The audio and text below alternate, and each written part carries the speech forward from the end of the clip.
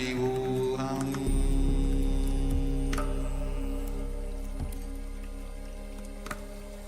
Om Nithyananda Paramashivoham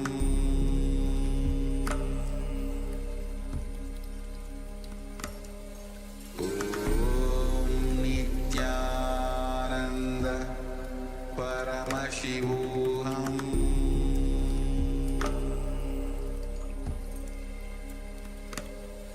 Om Nithyananda Paramashivoham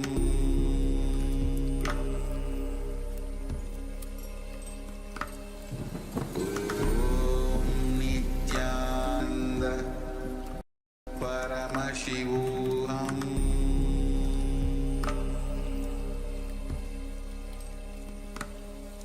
Om Nithyananda Paramashivoham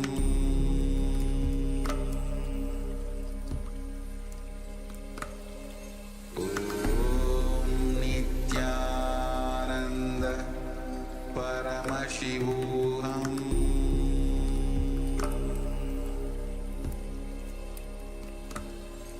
Om Nithyananda Paramashivoham.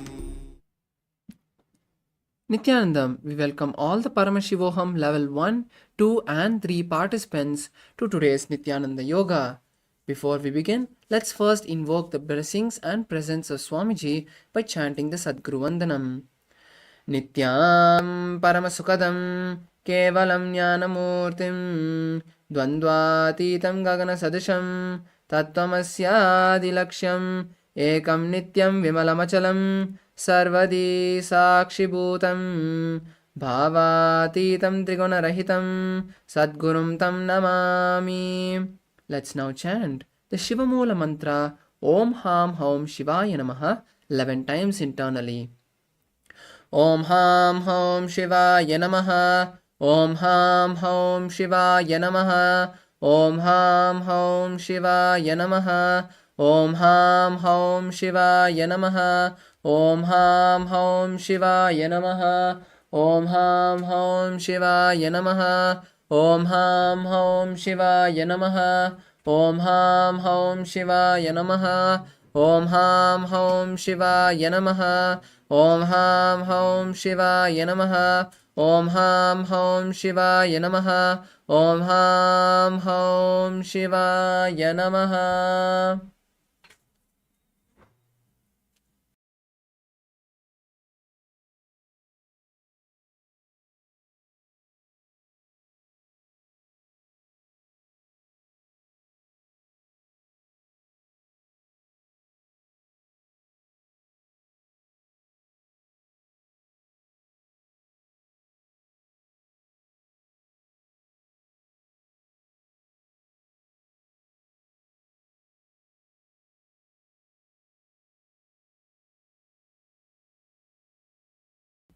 Now, let's enter the ritualistic cleansing, the Tattva Chamanam. Now, please keep your hands in the Gokarna Mudra and pour 1 spoon of water and drink it at the end of each mantra.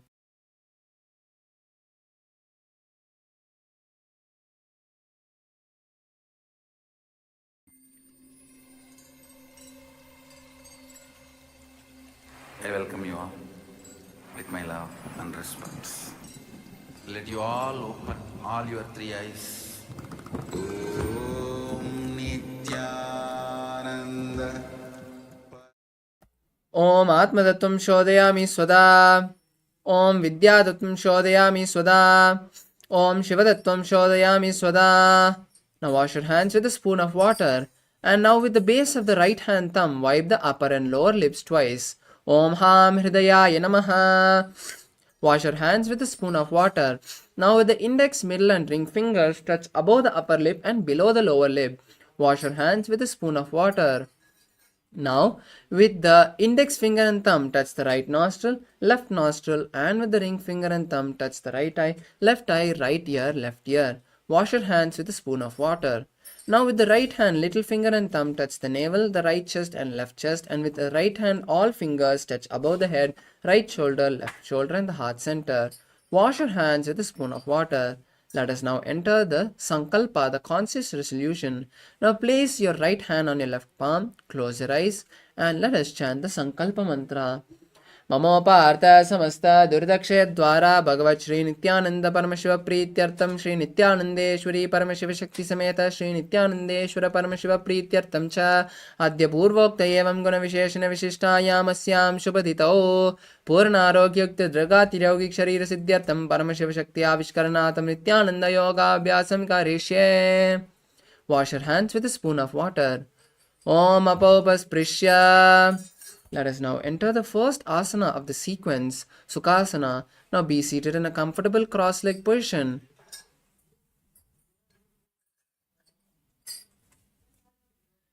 And keep the back of the palms on each of the knee. Keep the fingers in Bindu Mudra touching the index and thumbs. Then visualize Paramashiva. Start performing the Samana Kumbhaka for the following asanas. Inhaling, holding the breath and exhaling, visualizing intense fire. Perform the Mahamudra Bandha and hold the Japa Soham in your throat center. Tatsukha asanam ityuktam ashaktas tat samacharetasana jitam yena jitam tena jagatrayam. The next is Parvatasana. Now in a cross-leg position or in Padmasana, bring the both palms together and raise the hands above the head in Namaskar Mudra. Visualize Mount Kailash and perform Mahamudra Bandha. Atha vakshe Mahadeva Parvatasana Mangalam Yat Kritva Astra Rupi Syat Chakradi Vilopanam. Now release the hands and bring the soles of the feet together, interlacing the fingers behind the back. Lower the forehead to the heels and visualize Swamiji, gaze at the nose, perform Mahamudra Bandha. Goda Bhava Purabhidiyahu me jano ube pakatali samputano pishtipache dovu karyavo dachina karso vamagahavo. The next is Nagi Pavasana. Raise up, bring the forearms to the shins and the palms to the soles. Keep the palms cupped. Visualize the snake, gaze at the nose and perform Mahamudra Bandha. Purva Vidhi Pariyaga Inaini Chauho Ikaho Nipanasya Lagayi Hatdo Dari Lagave Pasari Do Hatiki Anjuli Kare. The next asana is Kokilasana. Now hold the big toe of the index and middle finger of the each foot with the index and middle fingers. Stretch the knees and cross the legs into Padmasana. Visualize a bird and perform the Mahamudra Bandha.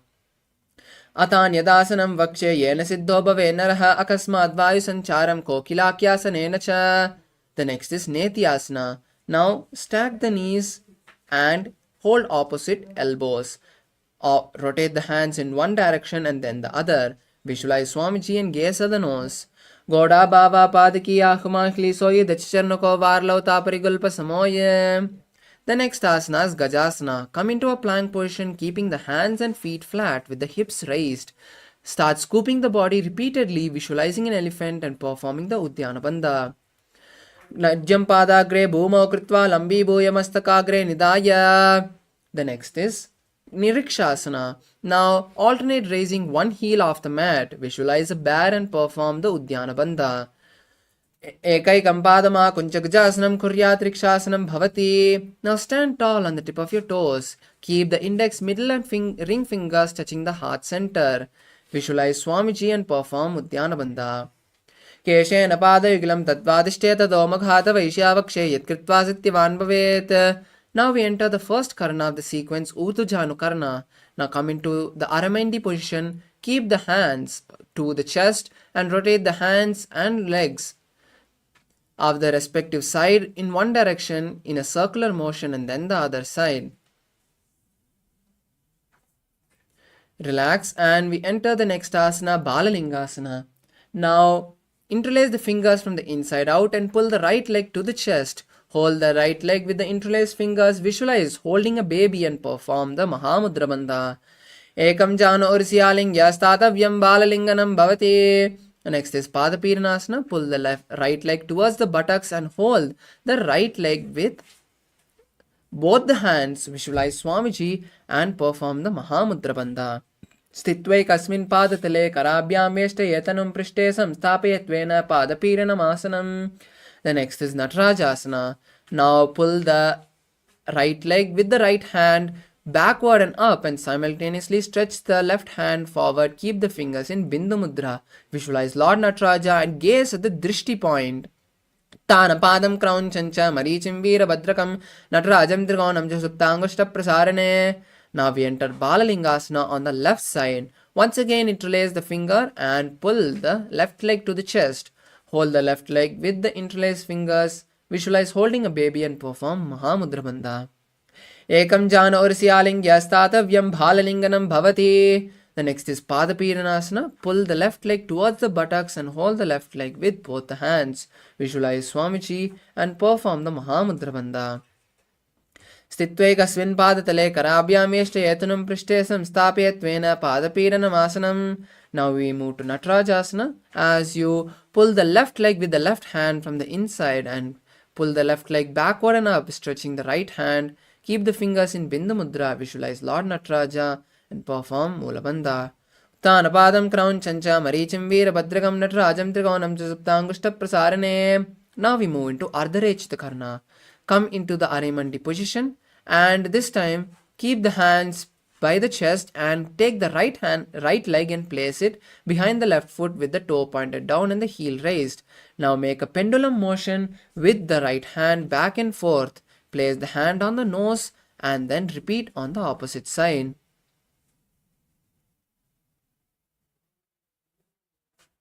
Now we move into the next asana, skeleton dance. Intensely shake your body in all directions, visualizing the skeleton structure, your body as a complete skeleton structure.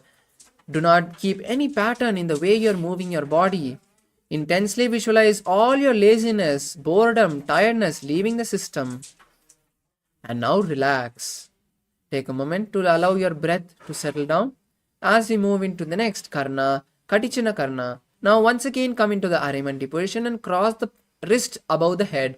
Turn to each side and open the hands wide apart and then come back to the center. Relax as we move into the next asana, Tadasana. Now stand at the tip of your mat and raise the hands above the head. Keep the palms facing each other. Visualize a palm tree. Perform the Mahamudra Bandha and hold the japa Shivoham. Mahamudra Badra Kaunauta Adasana Vibhedakan Vinota Anam Sada Kuryat Antarvatni Patipriya. Now lower the entire body to the mat and keep the hands by the side of the feet and the forehead to the knees. Visualize Swamiji and perform Mahamudra Bandha. Mahamudra Badra Kaunauta Adasana Vibhedakan. Now come into Tarakshasana. As you move into a plank position, keeping the hands at shoulder level, tuck the chin to the chest and rotate the neck from side to side in Jalandhara Bandha. Visualize Swamiji, hold the japa Shivoham. Gajasana samsitau janadvayama kuncha varam varam kartavyam.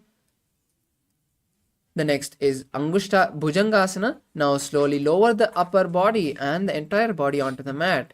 Keep the hands by the side of the chest and lift the upper body with the strength of the lower back. Visualize a cobra. Inhale through the hollow of the throat and exhale through the nose. Angushthanavi paryantam madobhuma vininyaset karabhyam chidram dhritva udashishaf panivahi. Now rise up into a plank position and alternate bringing one knee to the chest. Visualize Swamiji and start performing the Saja Kumbhaka for the following asanas, which is inhaling, holding the breath and exhaling comfortably. Gajasana samstito janadvaima kuncha varam varam kartavyam shashasanam bhavati. The next is Ratasana. Now alternate placing one foot between the hands, visualizing a chariot. Gajasana samsitau ekaikam padam puromargena brahmayitva kartavyam Ratasanam bhavati. Now place the right foot forward and the left foot back, keeping the right foot bent in a 90-degree angle. Raise the hands above the head and keep the palms facing each other. Visualize Lord Veerabhadra, gaze at the third eye and perform Mula Bandha and Udyana Bandha. Vamo Ramula Deshecha Yamyam Padam Nidaito Tishtet Vrikshavad Bhuma Ikshasana Idam Viduhu. The next asana is Veerabhadrasana on the opposite side. Now switch the position of the feet and raise the hands above the head and keep the front knee, the left leg, bent in a 90-degree angle. Visualize Lord Veerabhadra. Vashishtamata Kaundinyam Urdhakukutam Evacha Ashtavakramato Thanam Mayuram Setu Bandhanam. We move to the next asana, Vrikshasana. Now stand with both the feet together and raise the right leg and place it on the left thigh. Keep the hands together and raise the hands above the head in Namaskara Mudra. Visualize a tree and perform Udyana Bandha. Vamo almodeshe cha yamyam padam nidayato tishtet vrikshavad bhumo vrikshasanamidam viduho. The next asana is Garudasana. As you place the right leg in front of the left thigh and keep the left leg straight. Keep the hands in Namaskara Mudra and visualize Lord Garuda. Garudasanama vakshe yena dhyanam sirimbovi sarva doshadvinir mukta bhavati mahabali. Now we move to Vrikshasana on the left side. Place the left foot now on the right thigh and keep the hands above the head with the palms together. Visualize a tree. Vamo ramula deshe cha yamyam padam nidayato tishtet vrikshavad bhuma vrikshasanamidam viduho. Now bring your hands down and place your left leg in front of the right thigh. Visualize Lord Garuda and keep the hands in front of the heart center in Namaskara Mudra. Garudasanama vakshe yena dhyanam sirimbovi. Now we move into Trikonasana. Keep one foot forward and the other leg back. Keep the right foot in front and raise the hands parallel to the ground, keeping the right hand by the right foot and the left hand pointed upward. Gaze to the sky and visualize a triangle. Uttana padam crown chancha marichim veera badrakam. Now rise up and switch the position of the feet, bringing the left foot forward and the right leg back. Now place the right hand by the left foot and keep the right hand pointed up. Visualize a triangle. Tanapadam crown chancha marichim veera badrakam. The next asana is Nikutaka Karana. Now come into the Arayamandi position and keep the palms facing each other this time. Alternate raising one heel and switching the position of the palms.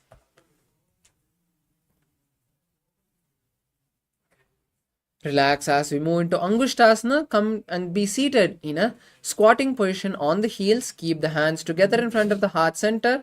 Visualize Swamiji in your inner space and start performing the Brahmari Kumbhaka. Inhaling and exhaling, making a buzzing sound. Hold the new japa Sadashivoham in your throat center. Kabanda asanamityaho gorakshasana evacha angushtamushikam yayam brahma prasaditam tata. Now stretch the right foot forward and keep the hands by the side. Visualize Swamiji. Prasar ekam padatalam samstapitva ekapadakam.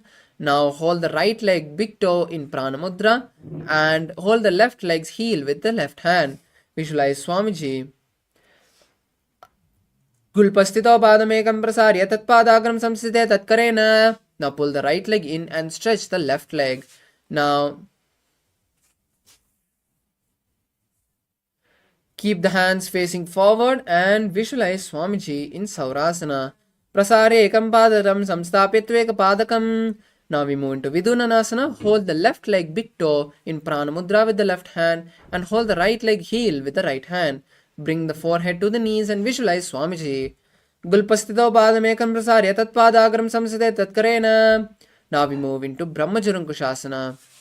Pull the left leg inside also and keep the back of the palms on the knees and open the knees apart. Visualize Swamiji and tuck the chin to the chest in Jalandhara Bandha. Gaze at the floor. Do panapani hoy vese eri do gurani vese korpakdalya ki mahili aisama hera semili. The next asana is Kapilasana. Now bring the knees to the mat and place the palms on the knees. Visualize the great sage Kapila and perform Udyana Bandha. Ubay pakatali samatrave tinki mahili kor milave panapani okada hoy vese eri do joni nivese. The next is Bhadragorakasana. Now in the same seated position, just switch the gaze to the third eye and visualize Swamiji. Do pakadali samputakare korvarli bhu padare korvarli rake ese tapari mooladwarati kibese. Now raise the knees off the mat, bring the soles of the feet together and keep the little and thumb together, opening the fingers wide apart. Then raise the hands above the head and gaze through the gap of the palms. Visualize Lord Surya and gaze and perform the Udyana Bandha. Edi do gudatariane panapani baitak bonitane goda janga adrikari rahe ade bamisi vidigahe. The next is Mandukasana. Be seated in a comfortable position on the heels and place the hands, the palms on the knees.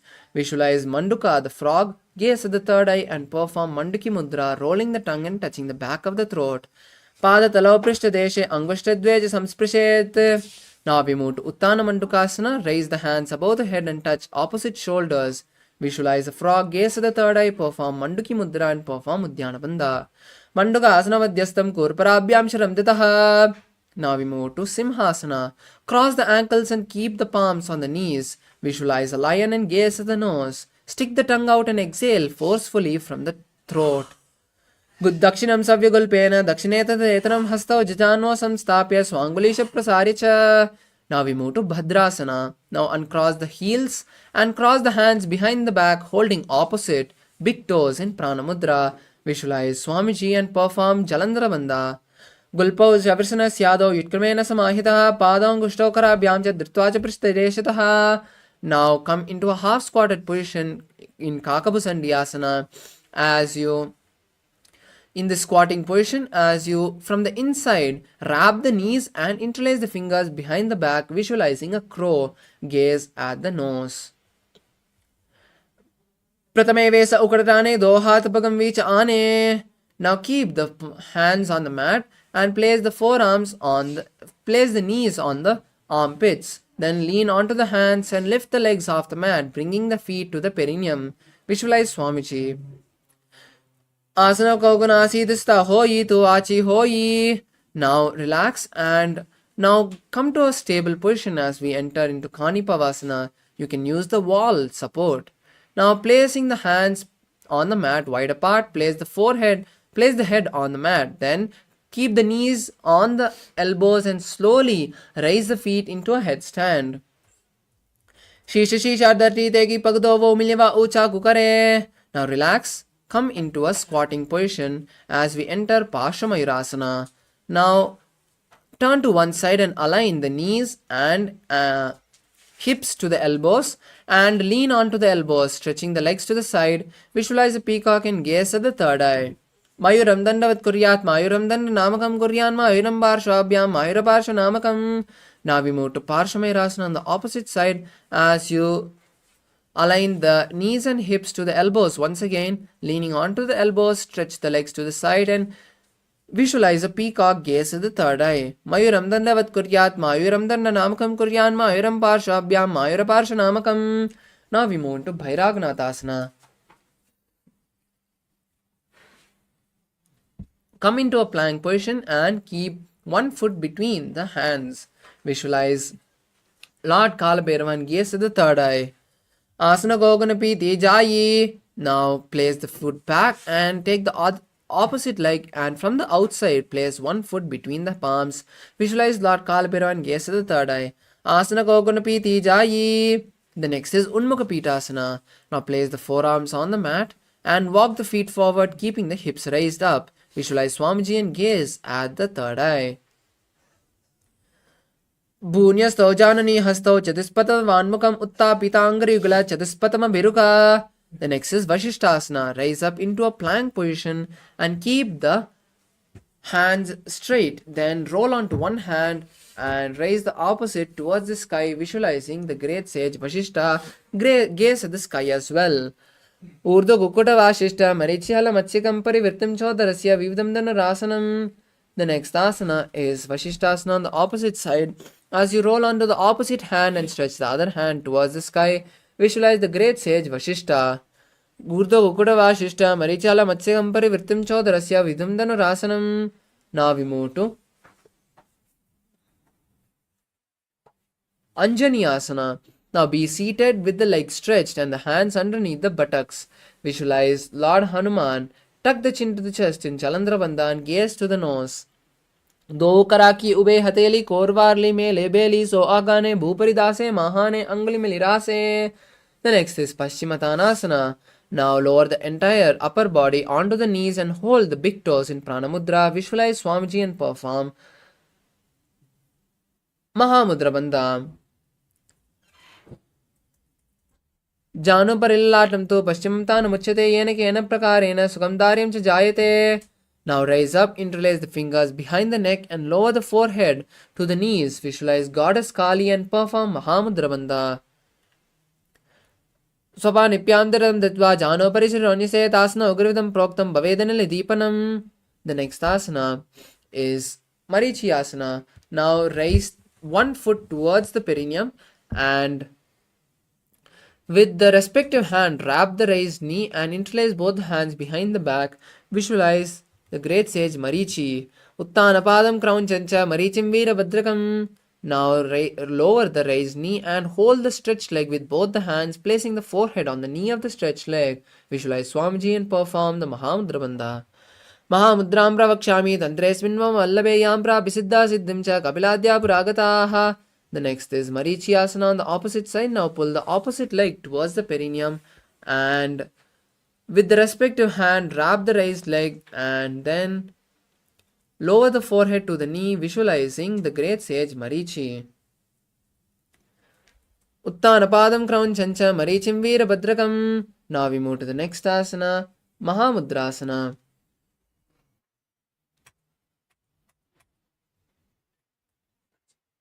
Now hold the stretched leg with both the hands and lower the forehead to the knee of the stretched leg. Visualize Swamiji and gaze at the nose. Perform Mahamudra Bandha.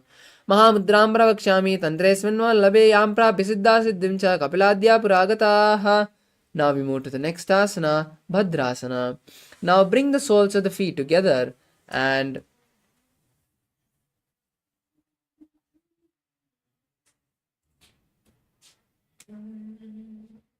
hold the soles of the feet with both the hands. Visualize Swamiji in your inner space and gaze at the third eye.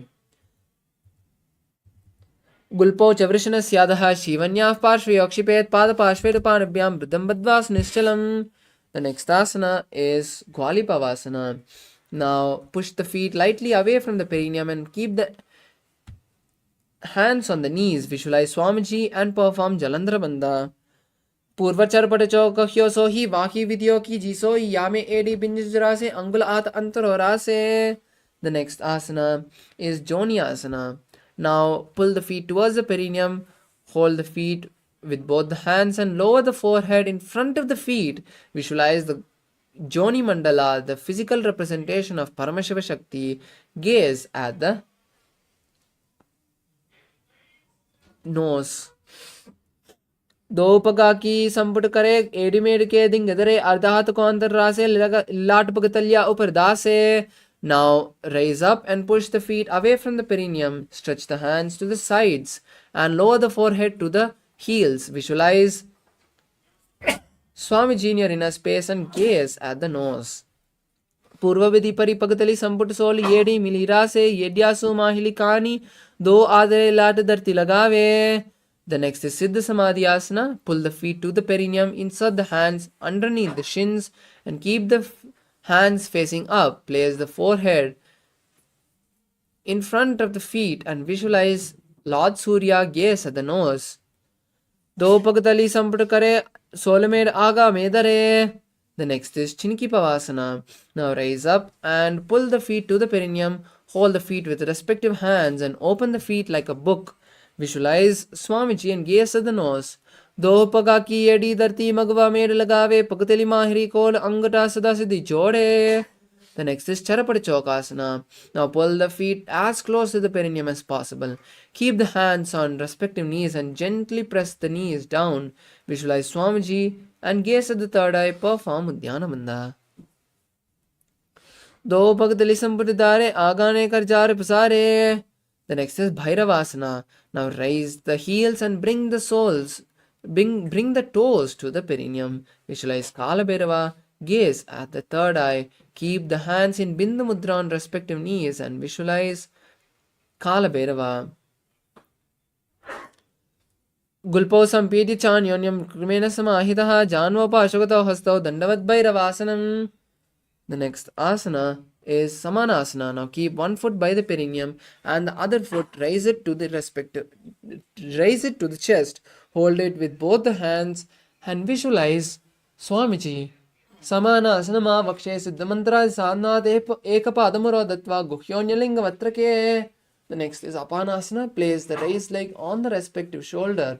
Visualize Swamiji and perform the gaze at the third eye. केवलं पादमे कंच स्कंदे चारोप्यत्नतः एकपादेन गगने तिष्ठे ददन्तवत् प्रभो.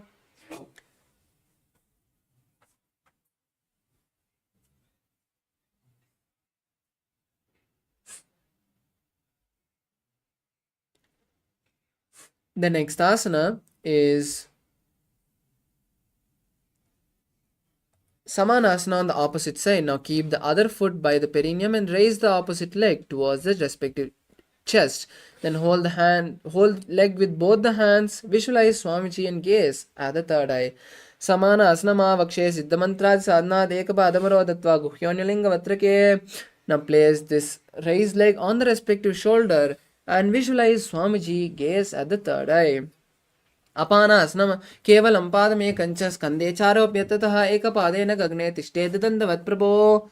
The next asana is Gomukasana. Now cross the feet and keep the heels on opposite sides of the hip.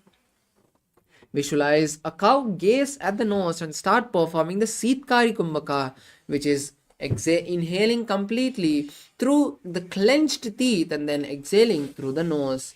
Hold the new japa Om Nithyanandoham. Savye dakshina gulpanto prishtapashve niyoje dakshine pita savyam gomakam yata.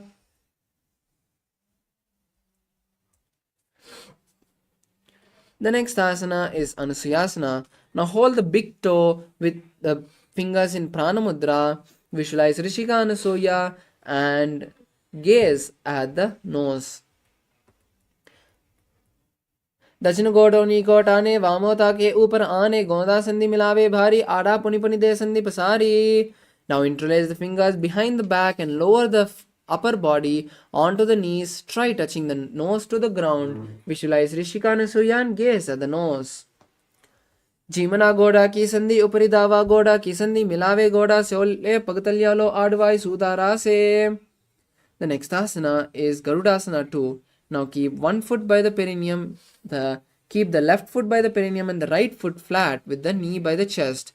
Visualize Lord Garuda and gaze at the nose. Dvapogumodi yedi mahilam gulpamuladvarni chede. The next is Naradasana. Now sit on the left heel and interlace the fingers behind the leg and turn outside of the right leg. Then visualize Lord Narada, the sage Narada, and gaze at the third eye. Pishtujumam pagatali keri bhuparita hilaga veperi panapani ukada hoi vese edi do joni nivese. The next is Matsya Pitakasana. Now place the left foot on the right thigh and with the left hand wrap the left leg and hold the right shin. With the right hand hold the right big toe in Prana Mudra. Visualize Matsya, the fish avatar of Lord Vishnu.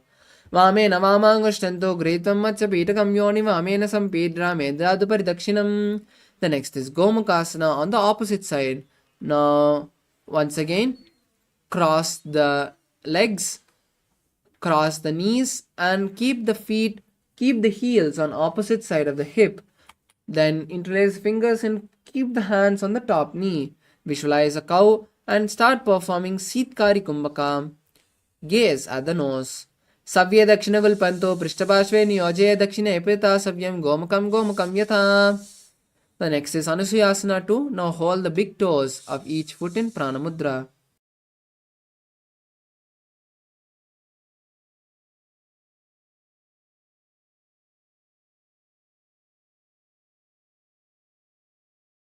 The next asana is Anusuyasana 1. Now hold the big toes with your fingers in Prana Mudra. Visualize Rishika Anusuya, perform the Udyana Bandha and gaze at the nose. Dachino godo nikot aane, vamota ke upar aane. The next is Anusuyasana 2. Now interlace the fingers behind the back and lower the upper body onto the chest.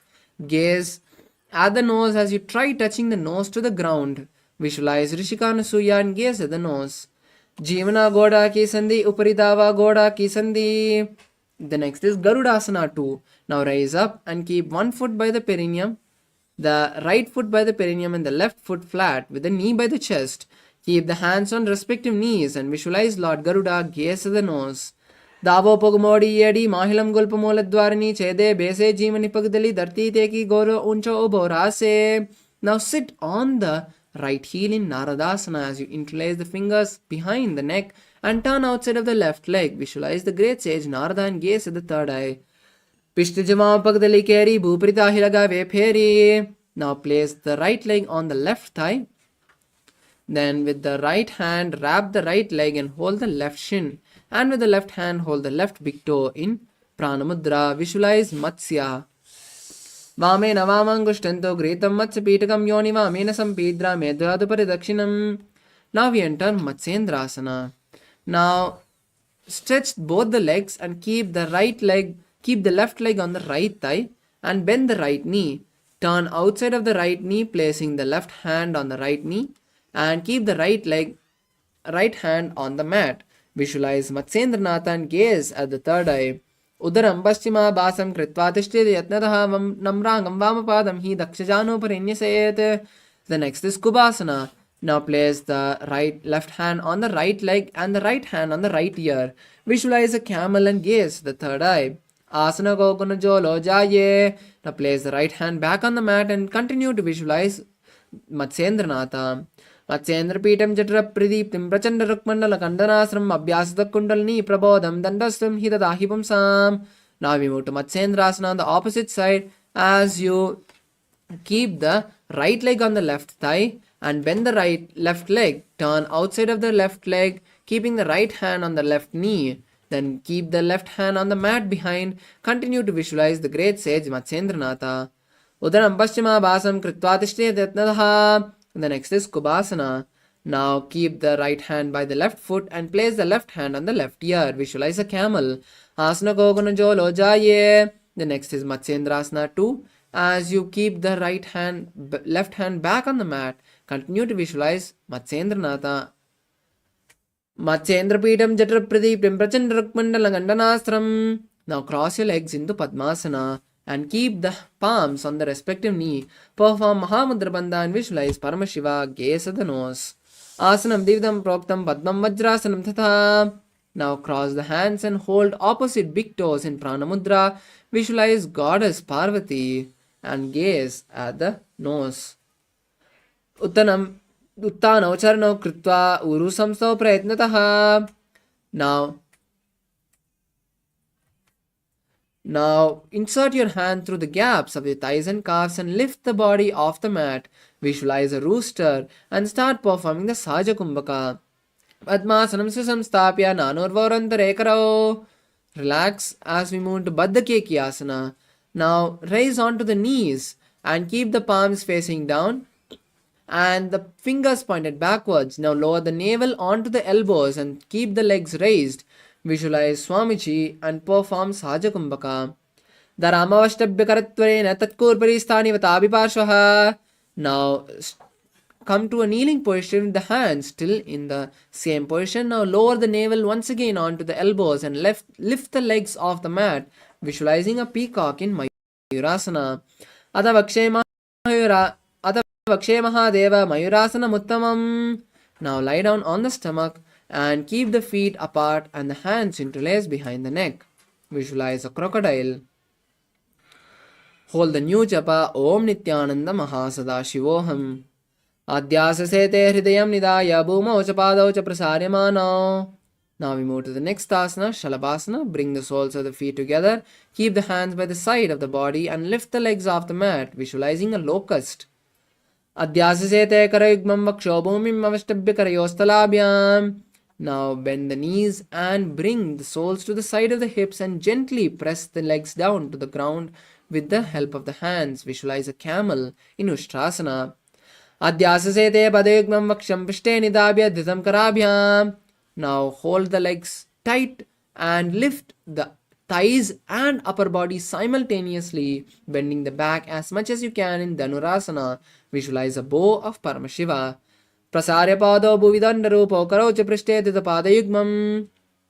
Now relax and come to a seated position on the heels in Bhagasana. Keep the hands on respective knees.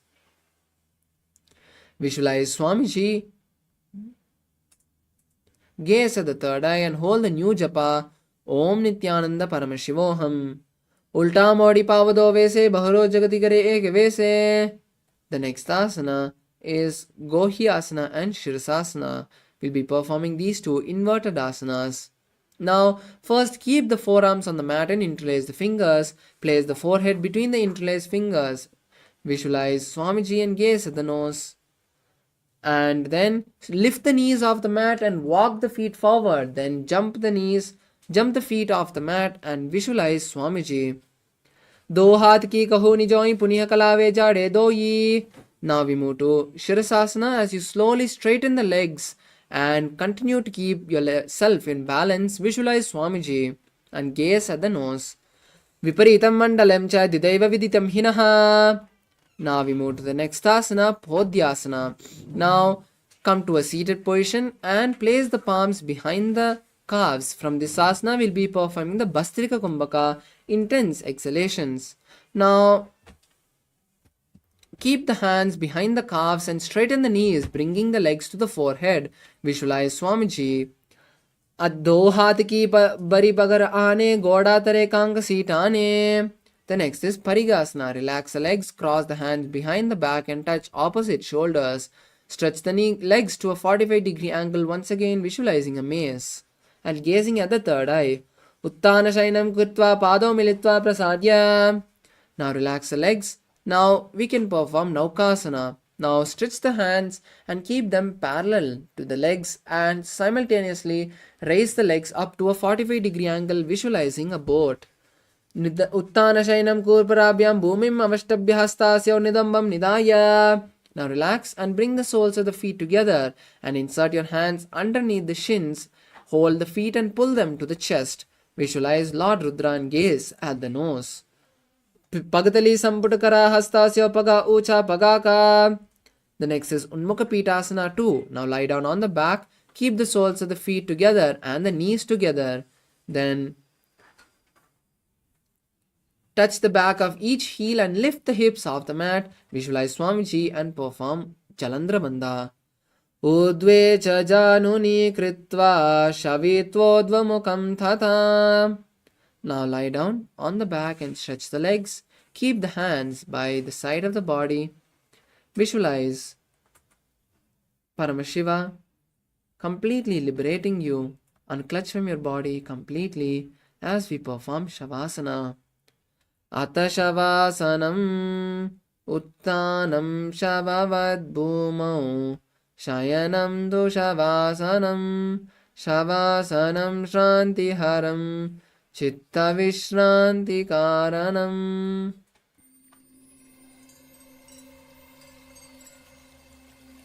I welcome you all with my love and respect. Let you all open all your three eyes.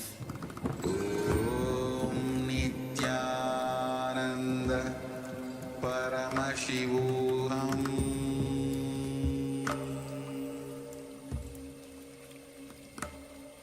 Om Nithyananda Paramashivoham Paramashivoham Om Nithyananda Paramashivoham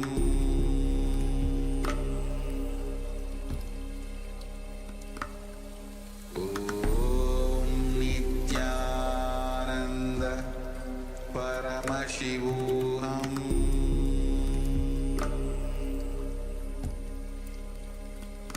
Paramashivoham Om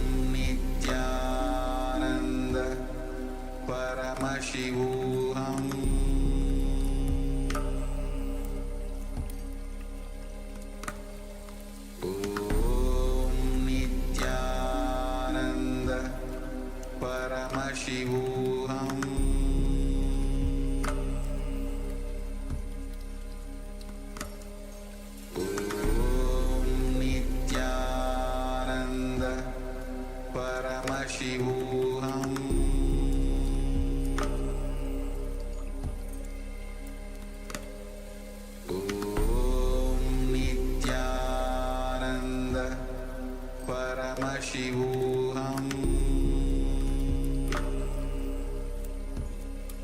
Paramashivoham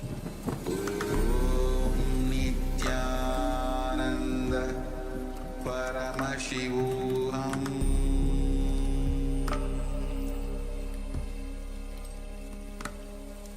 Om Nithyananda Paramashivoham